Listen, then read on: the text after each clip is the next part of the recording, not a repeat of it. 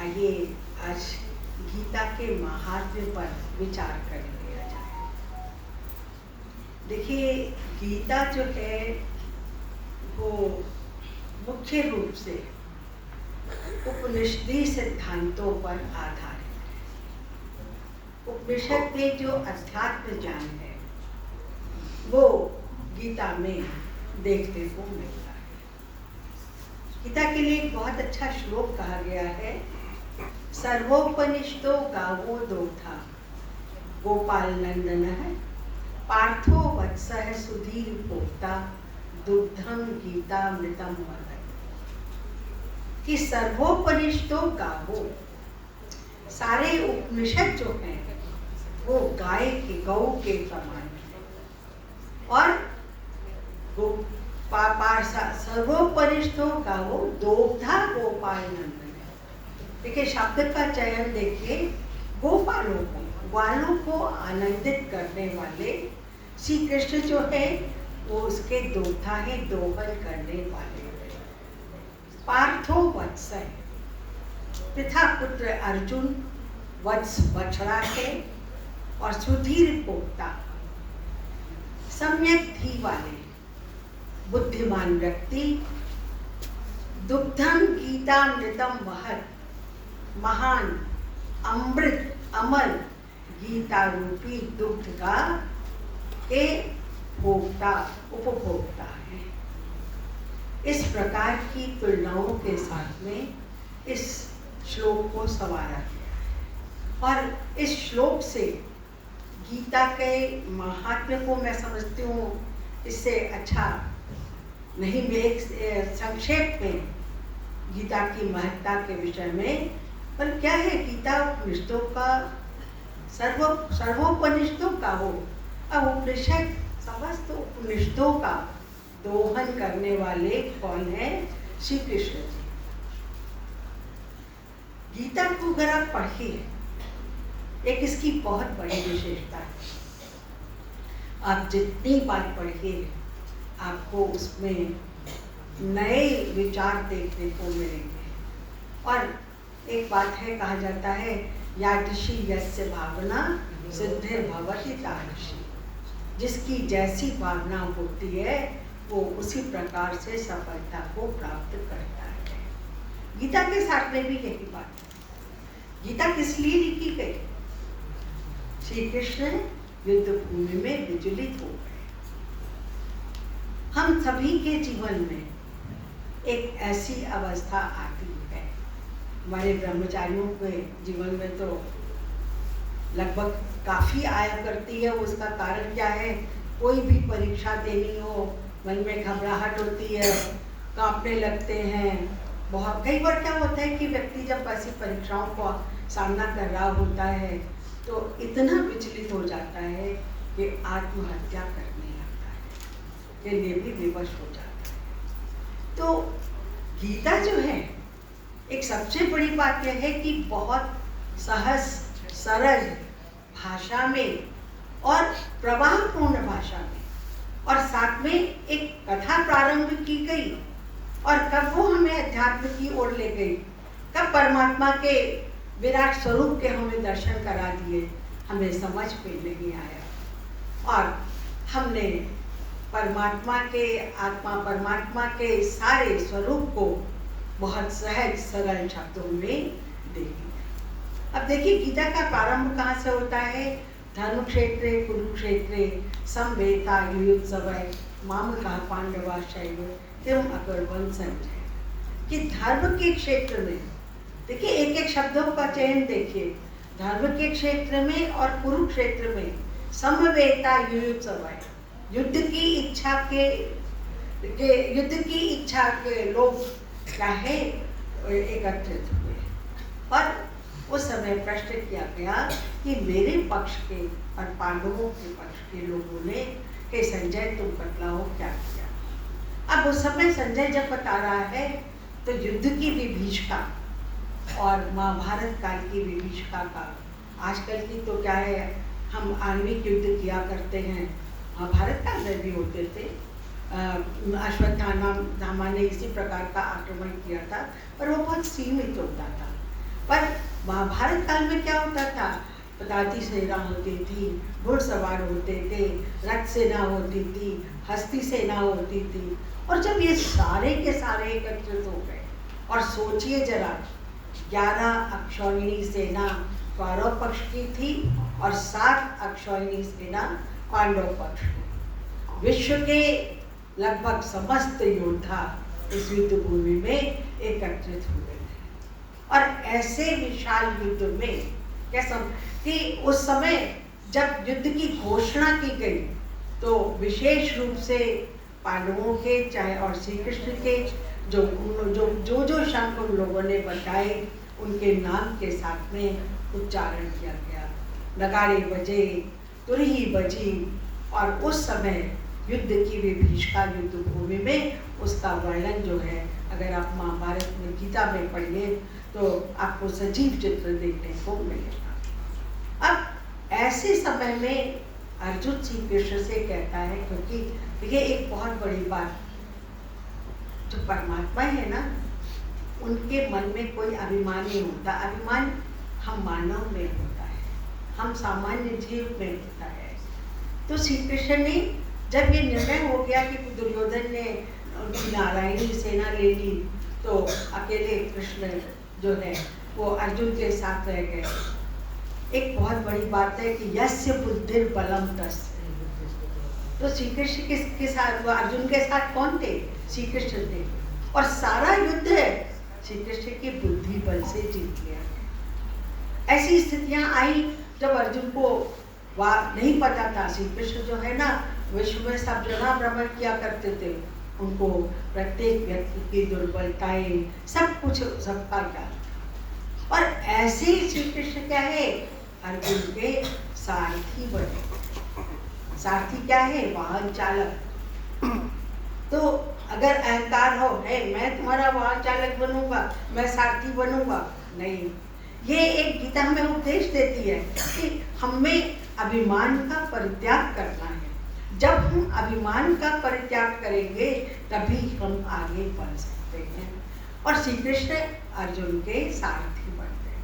अब अर्जुन क्या कहता है श्री कृष्ण से, आप मुझे युद्ध भूमि में ले चलिए जहां पर कि दोनों पक्ष के योद्धा एकत्रित हुए। श्री कृष्ण ले जाते हैं।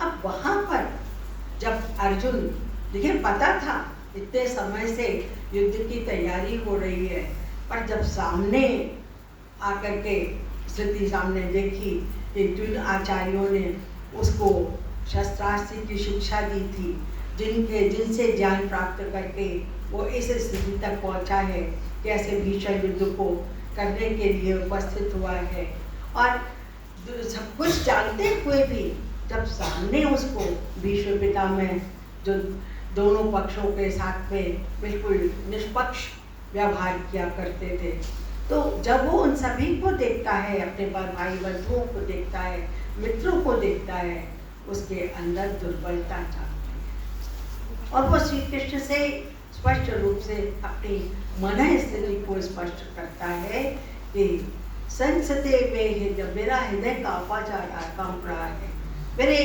अंग अंग शिथिल पड़ते जा रहे हैं, मैं युद्ध नहीं कर पाऊंगा। और वो अपनी, देखिए मैं जो अभी कह रही थी कि हम सभी के जीवन में ऐसी स्थिति आती है कि जब हम इस प्रकार की परीक्षाओं का सामना करते हैं तो हमारे अंदर ये सारी दुर्बलताएं उत्पन्न होती है। ये मानवीय वृत्ति है, अर्जुन के मन में भी हुई, पर अर्जुन को समझाने वाले कौन थे? श्री कृष्ण थे। श्री कृष्ण जैसे योगी राज थे। तो जब अर्जुन उनके सामने अपनी मन स्थिति को स्पष्ट करता है और वो कहता है, उसने अपना गांधी उतार दिया और उसने कहा ना, मैं तो युद्ध नहीं करूँगा। वो पूरी तरह से, जिसे कहना चाहिए सरेंडर, आत्मसमर्पण कर देता है, मैं युद्ध नहीं करूँगा। उसकी इस मन स्थिति को भांप करके श्री कृष्ण ने उस समय जो अध्यात्म का उपदेश दिया, उन्होंने पहली बात क्या बताई कि देखो, ये जो शरीर है जिसके लिए तुम चिंता कर रहे हो, वो शरीर जो है देहिनो अस्मि, वो कौमार्य यौवनम जरा, जैसे शरीर में कौमार्यावस्था आती है, युवावस्था आती है, वृद्धावस्था आती है, ऐसे ही देहांतर प्राप्ति, दूसरे शरीर की प्राप्ति होती है। तुम्हें इसके लिए भयभीत नहीं होना चाहिए। और इतने दृष्टांत दिए। उन्होंने क्या कहा, एक इससे बड़ा उदाहरण नहीं हो सकता कि वासांसी जीर्णानि यथा व्याय नवानि गृह्णाति नरोपराणि तथा शरीराणि व्याय जीर्णानि अन्यानि संयाति नवानि वेद। जैसे मनुष्य पुराने जीर्ण शीर्ण वस्त्रों का परित्याग करके नए वस्त्रों को धारण करता है, ऐसे ही आत्मा एक जीर्ण शीर्ण शरीर को का परित्याग करके नए जीवन को धारण करती। और ये आत्मा क्या है? देखिए, वैसे आत्मा परमात्मा का अंश है, और आत्मा और परमात्मा के वास्तविक स्वरूप को अगर दर्शन किया जाए तो वेद से अच्छा हमको नहीं देख। जहाँ द्वासपर्णा संयुजा सखाया समानम वृक्षम परिशसु जाते एक ऐसा फलो अश्रांति अन्य चकाशीति। ये दो पक्षी एक साथ एक ही वृक्ष पर बैठे हुए हैं, एक स्वादिष्ट फल का उपभोग करता है और दूसरा उसको केवल देख। परमात्मा का कार्य क्या है?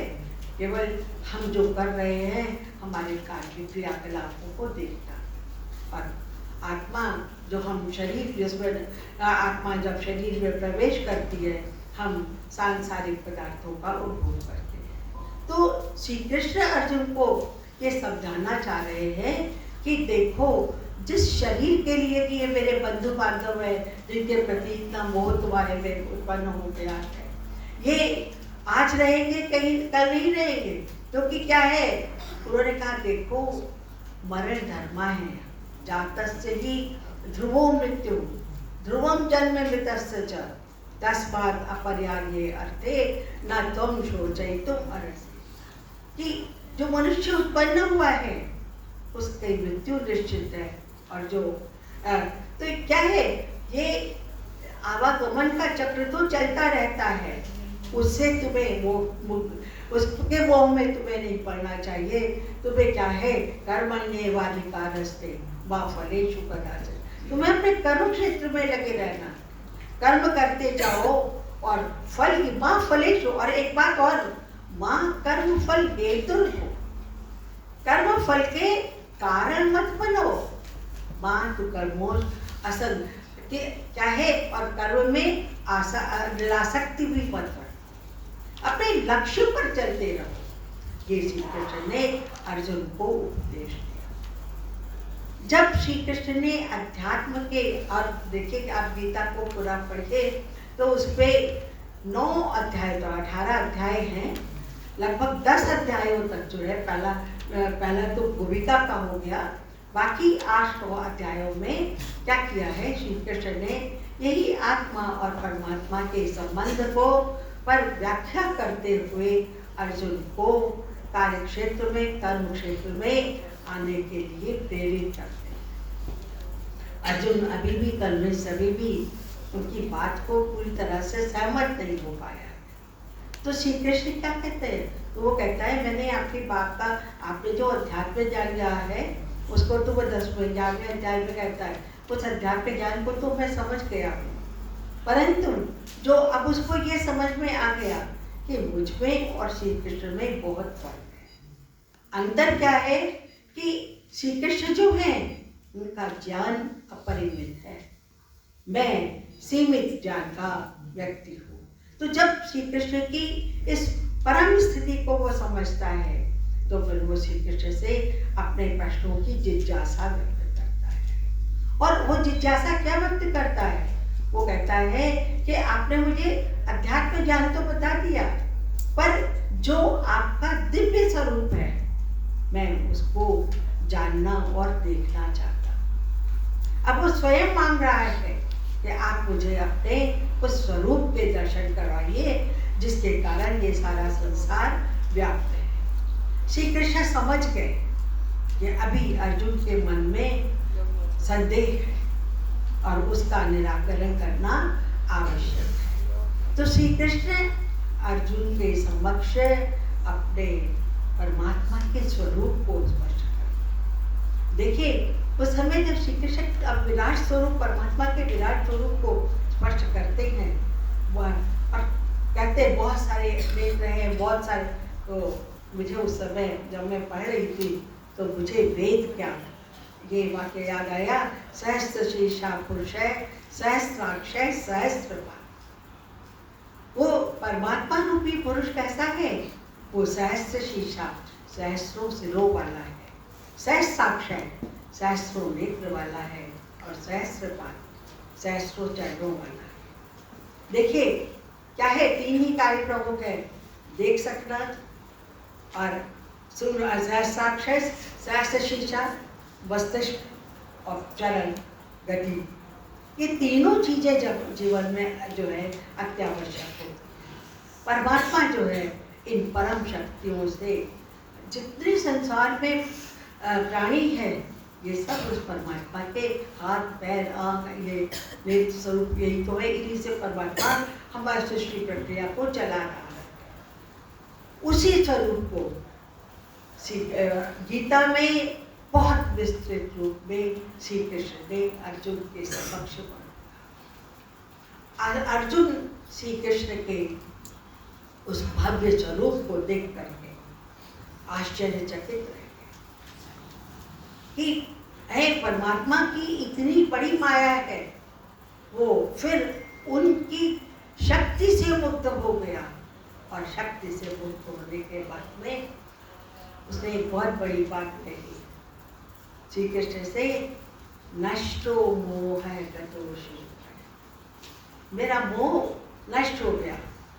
वो जब कह रहा था कि मैं मोहग्रस्त हो गया हूँ, मेरे मन में बहुत सारी शंकाएं हैं, मैं नहीं युद्ध कर सकता और कि मेरा मोह नष्ट हो गया, शोक समाप्त हो गया युद्ध से, अब मैं युद्ध करूँगा और आपके आदेश का पालन करूँगा, मैं कर्तव्य पथ पर चलूँगा। देखिए क्या होता है, आपसे कोई बात पूछे, प्रश्न करे, शिक्षक से विद्यार्थी बहुत से प्रश्न पूछा करते हैं, उनके प्रश्नों का समाधान करना जो गुरु संतुष्ट पूर्वक कर देते हैं वो सफल गुरु माने जाते हैं। श्री कृष्ण ने क्या किया, अर्जुन जिस प्रकार की मोहग्रस्त स्थिति में था, पहले उसको मोह से निकाला, फिर जब उसने परमात्मा के विषय में जानना चाहा तो उनको देखिए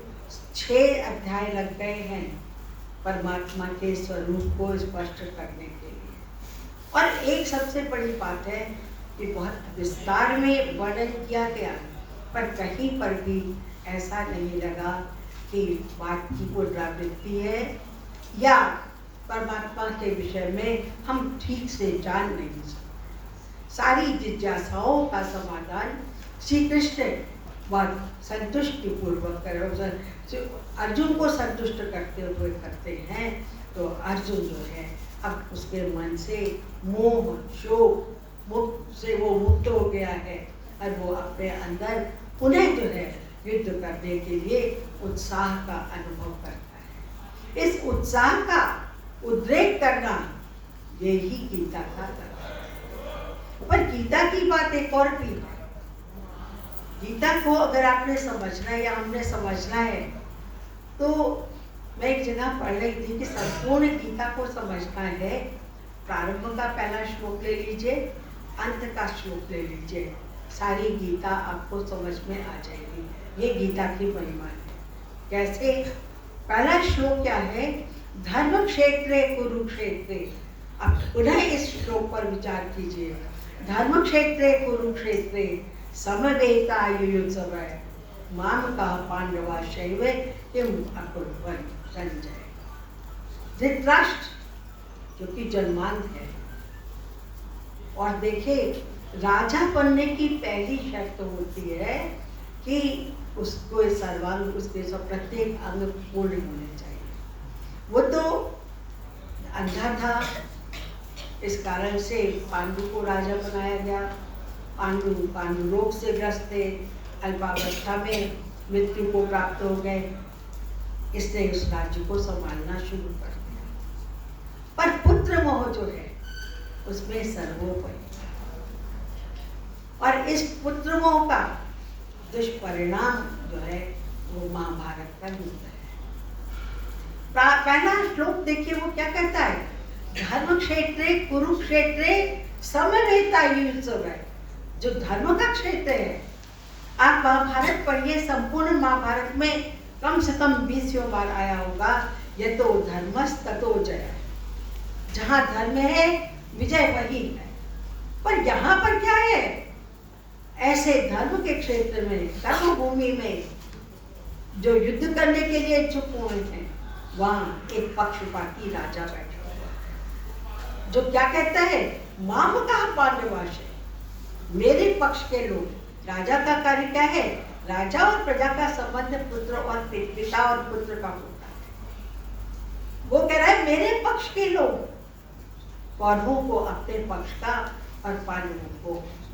वैसे ही उसके पुत्र तुल्य ही थे ये सारे पांडव, उनमें भेद करते हुए उसने पहले ही वाक्य में सारी जो कहना चाहिए गीता जो है उसको आप पहले श्लोक से अगर समझ ले, कितना पक्षपाती राजा था, सारी गीता किस पर। और फिर अब आप देखिए अंतिम श्लोक पे आए हैं।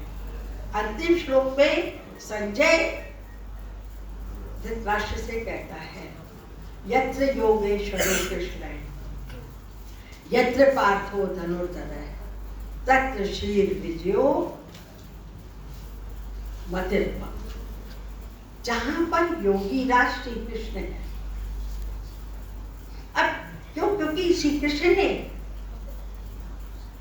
गीता में बार बार योग पे, योग क्या है, हमने आज योग को जो अब शारीरिक अभ्यास कर लेते हैं उनको हमने योग से कहना चाहिए सीमित कर दिया है। वास्तव में योग शब्द जो है युद्ध था, जोड़ना, किसी चीज से अपने को जोड़ लेना। आप इस सत्संग सभा से अपने को जोड़ चुके हैं, यहाँ से जाएंगे अपने अन्य कर्मों में अपने को जोड़ लेंगे। तो हम जिससे अपने को, और ये कह रहे हैं श्री कृष्ण क्या कहते हैं, योगस्थ है कुरु कर्माणि, योग में स्थित रहते हुए कर्म करो। कर्म ऐसे ही नहीं कर, क्या मतलब योगस्थ है क्यों, क्योंकि लक्ष्य विशेष को लेकर। और दूसरी चीज श्री कृष्ण क्या कहते हैं, मोह का त्याग करो। और मोह का क्यों, क्योंकि अर्जुन जो है मोहग्रस्त ही था, तो उन्होंने क्या कहा कि निर्ममो निरहंकार है। जो व्यक्ति ममता रहित है, अहंकार रहित है, स शांति अधिगच्छति, वो शांति को प्राप्त करता है। और एक स्थान पे उन्होंने क्या कहा, सभी के सम व्यवहार करना, ये श्री कृष्ण का।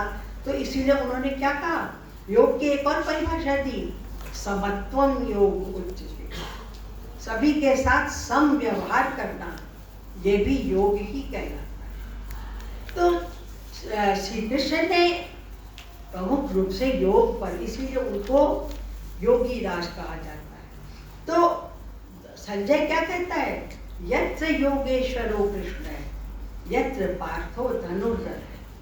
जहाँ योगी राज श्री कृष्ण है और जहाँ पृथा पुत्र अर्जुन है, तत्र श्रीर विजयो, लक्ष्मी समृद्धि वहाँ पर है और विजय भी वहाँ पर है।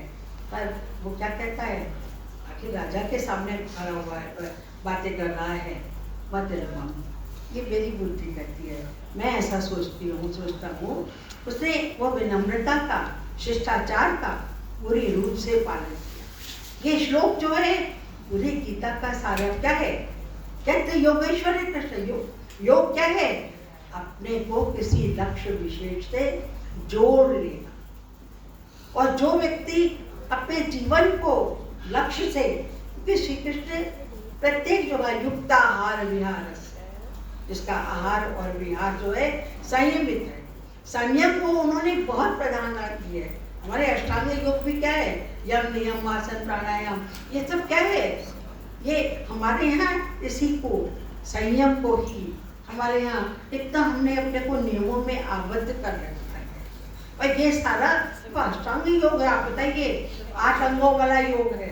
तो श्री कृष्ण तो योग पर, और वो तो उनके पास में उपाधि क्या है? योगी। तो कह रहे यत्र योगेश्वर कृष्ण है, जहाँ योगी राज श्री कृष्ण है, और यत्र पार्थो धनुर्धर है, जहाँ पिता पुत्र अर्जुन है वहां पर समृद्धि भी है और विजय भी। मतलब क्या है? योगेश्वर कृष्ण का मतलब है जहाँ पर संयम है, श्री कृष्ण जैसे ज्ञानी पुरुष है, और अर्जुन जैसा धनुषधारी योद्धा है। तो इसका मतलब क्या है? जहाँ पर ज्ञान और शक्ति का समन्वय है, जहाँ संयम है, वहां पर आपको सर्वस्व प्राप्त होगा। तो क्या है, ये गीता जो है वो यूं ही नहीं लिखी गई है। एक युवा अर्जुन को, अर्जुन युवा भी नहीं थे, आखिर उनका पुत्र अभिमन्यु युद्ध के प्रौढ़ व्यक्ति थे, युद्ध भूमि में दिवंगत हुआ है, उसने शहीद हुआ है। पर एक भटके हुए व्यक्ति को, अपने स्थान से, अपने लक्ष्य से भटके हुए व्यक्ति को बहुत कुशलता पूर्वक कर्म पथ पर लगा देना, ये गीता का प्रमुख उद्देश्य है। यदि हम सभी गीता के इस लक्ष्य को दृष्टि में रख करके, देखिए मैंने पहले ही कहा यादृशी यस्य वारणा, आप जिस लक्ष्य विशेष से को लेकर के गीता का अध्ययन करेंगे, आपको उस समय उसी लक्ष्य, अगर आपने परमात्मा के स्वरूप का दर्शन करना है तो 11 से 17 अध्याय तक उसको देख लीजिए।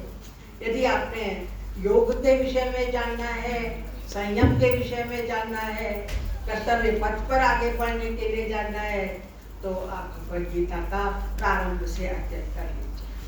पर कोई भी व्यक्ति, हम क्या होता है जीवन में, हम अनेक ऐसी स्थितियां आती हैं कि हम अपने कर्तव्य पथ से विचलित हो जाया करते हैं। उस स्थिति से मुक्ति प्राप्त करने के लिए गीता का अध्ययन जो है हमारे लिए औषधि स्वरूप सिद्ध हो सकता है, रामबाण सिद्ध हो सकता है, और हम सफलता के, हम अपने कम से कम जीवन को सार्थक बना सकते हैं। और हाँ, मधु जी ने जब मुझे कहा कि भगवद गीता के मार्ग में, मैंने कहा कुछ और कर दूँ, लेकिन नहीं इसी पर बोल दीजिए।